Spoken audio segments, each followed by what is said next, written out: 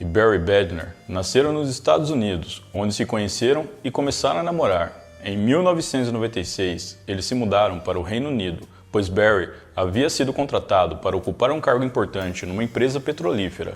Eles se estabeleceram em Caterham, no condado de Surrey, que fica situado no sudeste da Inglaterra. A família prosperou rapidamente e o casal tinha uma boa vida. Em 17 de março de 1999, Lorraine deu à luz ao seu primeiro filho, Breck Bednar, que recebeu este nome em homenagem à cidade de Breckenridge, localizada no estado do Colorado, onde o casal se conheceu. Em 2002, a família dobrou de tamanho, pois Lorraine deu à luz aos trigêmeos Chloe, Carly e Sebastian, e a rotina em casa passou a ser cansativa e intensa, mas nunca sem alegria e risos. Breck adorava brincar com seus irmãos mais novos, e eles admiravam seu irmão mais velho, que os protegia, cuidava e amava. 6 anos depois, Lorraine e Barry se separaram.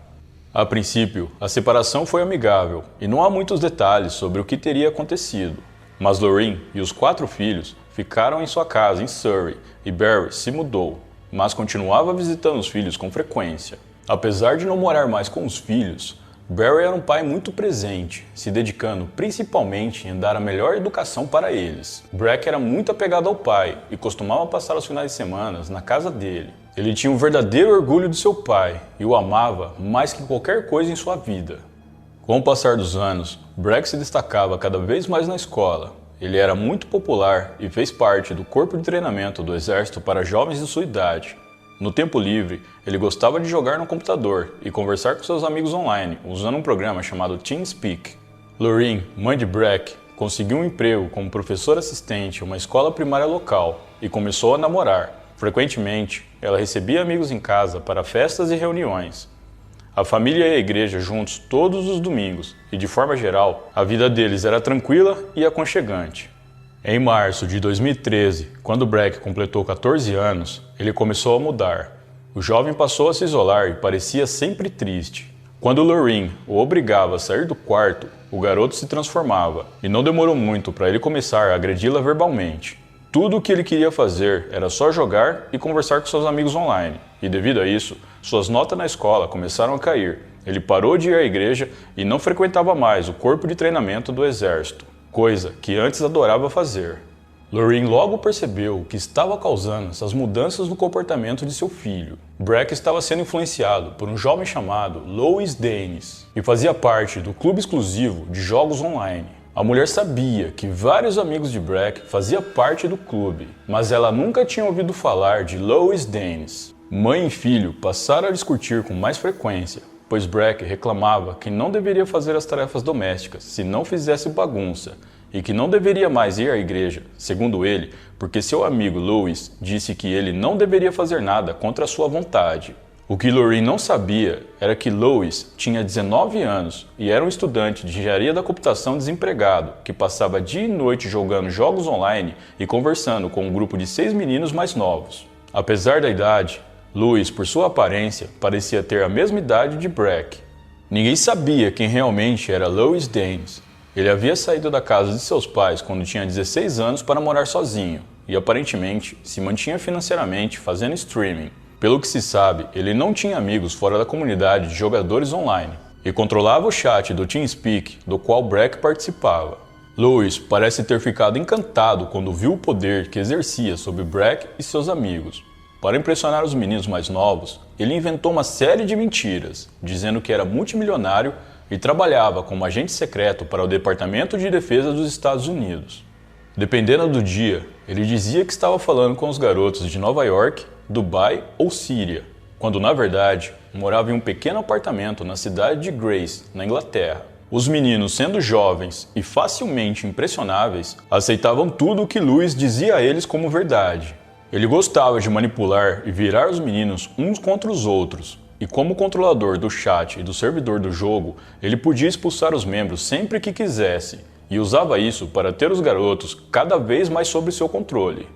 Os amigos de Breck estavam ficando irritados com a forma que Louis os tratava, os expulsando do jogo e os silenciando dos chats do grupo. Mas à medida que eles se distanciavam, a lealdade de Breck a Louis só aumentava. Os outros meninos tentaram alertar o amigo, e se mostraram preocupados com ele, mas Breck os ignorou e até ficava com raiva de quem falasse mal de Louis. Enquanto isso, o relacionamento com sua família e amigos estava se tornando cada vez mais tenso. Breck disse à sua mãe que Louis iria conseguir um trabalho para ele na Microsoft assim que ele fizesse 16 anos e, devido a isso, não queria mais terminar os estudos e nem ir para a escola. Lorraine tinha certeza de que Louis era provavelmente um oportunista que mentia para o filho sobre tudo, onde morava, suas conquistas impressionantes e até mesmo a sua idade.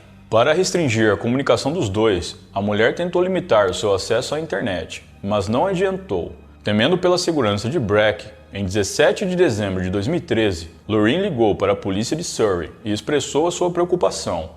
Ela disse aos policiais que temia que seu filho estivesse sendo manipulado por um abusador ou até mesmo para realizar ataques, pois ela o ouviu falando com Louis, onde ele expressava suas crenças antigovernamentais e antirreligiosas. Lorraine falou ao telefone por 12 minutos e repetidamente falou sobre suas preocupações e disse que o filho chegou a passar 2 dias sem dormir, comer ou tomar banho falando com Louis. O atendente da polícia disse que eles fariam verificações para apurar o histórico de Louis Daines e, se necessário, uma investigação também seria realizada. Mas, na verdade, nada foi feito. Um inquérito até chegou a ser aberto, mas foi encerrado apenas 1 hora depois que ela fez a ligação, aparentemente por não ter encontrado nada grave relacionado a Louis em uma pesquisa inicial. Alguns meses depois, Breck tinha um plano que só ele conhecia. Seria a primeira vez que ele encontraria Louis Daines pessoalmente. Louis disse ao menino que precisava passar a sua empresa de tecnologia, que valia milhões de libras, para o seu nome, e precisava mostrar o que ele deveria fazer. Os dois se conheciam há pouco mais de 1 ano, e Breck considerava Louis como seu melhor amigo. A essa altura, ele tinha brigado com a mãe, com os irmãos, com o pai e até com os amigos. Se recusava a ir à escola, à igreja, a tomar banho e a se alimentar. O seu único foco, nos últimos meses, tinha sido realizar as vontades do seu mais novo amigo. Breck parecia acreditar que Louis era tudo o que ele dizia ser, e Louis viu algo especial em Breck, algo que não viu nos outros meninos. No primeiro dia do semestre escolar de 2014, Breck pediu ao pai para passar 3 meses na casa dele, e ele consentiu, principalmente devido às constantes brigas que o menino estava tendo com sua mãe. Barry achava que um tempo longe de casa faria bem para o garoto, mas ele não poderia estar mais errado. No dia 16 de fevereiro de 2014, Breck disse ao pai que iria dormir na casa de um amigo, e a casa desse amigo ficava apenas algumas ruas. Barry estava feliz por Breck finalmente ter largado o computador e estava voltando a se socializar com seus amigos. Na realidade, Breck estava planejando pegar um táxi que seria pago por Louis, que o levaria da casa de seu pai em Caterham para Grace, a 48 km de distância. Naquela noite, o menino caminhou pela rua até sumir da vista do seu pai, que o observava pela janela. Aquela seria a última vez que Breck seria visto com vida. No dia seguinte, Barry esperou pacientemente que seu filho chegasse para levá-lo à escola. Quando viu que ele estava demorando, ligou e mandou várias mensagens, mas não obteve resposta. Preocupado, Barry ligou para Lorraine, dizendo que Breck ainda não tinha chegado. Pouco depois da ligação, uma série de eventos horríveis aconteceu. Os amigos de Breck, que também participavam do clube de jogo controlado por Louis, começaram a receber mensagens de texto contendo fotos de um corpo. Não demorou muito para que percebesse que se tratava de Breck. As imagens horríveis circularam rapidamente entre os outros amigos e conhecidos, se espalhando pela internet. Os trigêmeos, que na época tinham 12 anos, receberam mensagens dos amigos de Breck perguntando se o que havia acontecido com ele era verdade. Os irmãos do jovem ficaram confusos e assustados, pois eles não sabiam de nada e achavam que Breck estava seguro na casa do pai. Com certeza, essa é uma das maneiras mais traumatizantes de descobrir que algo hediondo aconteceu com seu ente querido. Às 11h06 da manhã do mesmo dia, a polícia de Wessex recebeu um telefonema de um homem explicando que precisava da polícia e de uma equipe forense porque ele e seu amigo haviam se envolvido em uma briga e apenas um deles saiu vivo. O homem estava estranhamente calmo durante seu relato, explicando que esse amigo havia tentado tirar a própria vida e ele tentou impedi-lo. Ele continuou a dizer que tentou segurar a faca e seu amigo o apunhalou nas costas e no pescoço. Ele também falou que não se lembrava direito como tudo aconteceu, mas que quando a luta terminou, o seu amigo estava sangrando no chão com a garganta cortada. O homem ao telefone era Louis Danes e ele estava descrevendo como matou Breck Bednar. Essex Place Emergency. Okay. Hello. I need police and a forensics team to my address, please. What do you mean? What's happened? My friend and I got into an altercation, and I'm the only one who came out alive. Are you telling me you've killed somebody? Quando a polícia chegou ao local, ficou claro que nunca houve uma briga entre os dois. O ataque foi totalmente proposital. Breck estava sem vida no chão do apartamento de Louis. Seus pulsos e tornozelos estavam amarrados com fita adesiva e tinha um corte profundo em sua garganta. As roupas ensanguentadas de Breck foram encontradas em um saco de lixo dentro do apartamento. Haviam evidências de que Breck foi violentado pouco antes de ser morto. A polícia também encontrou todos os equipamentos eletrônicos criptografados de Louis dentro de uma pia cheia de água, na tentativa de destruir qualquer evidência de comunicação entre os dois ou qualquer outra coisa suspeita que ele pudesse estar escondendo. Os policiais prenderam Louis no local e o levaram sob custódia. Para tornar tudo ainda mais doloroso, o dia em que Breck foi morto era o aniversário de sua mãe, Lorraine. Em uma entrevista, a mulher falou: "Estou com o coração partido e perdido sem o meu pequeno Breck e nunca mais serei a mesma. Ele foi morto no dia do meu aniversário e metade de mim morreu com ele." Embora Louis tenha afirmado que a morte de Breck tenha sido acidental, os detetives perceberam que suas alegações eram falsas. Seu julgamento foi marcado para o dia 25 de novembro de 2014, mas ele mudou sua confissão, se declarando culpado.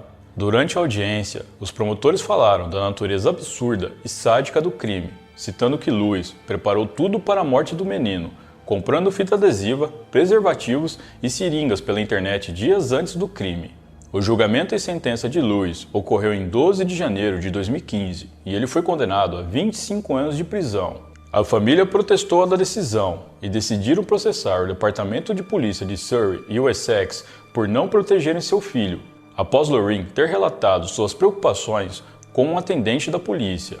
A corregedoria descobriu mais tarde que a pessoa que atendeu a ligação de Lorraine não tinha o conhecimento e experiência de como lidar com esse tipo de denúncia de maneira adequada.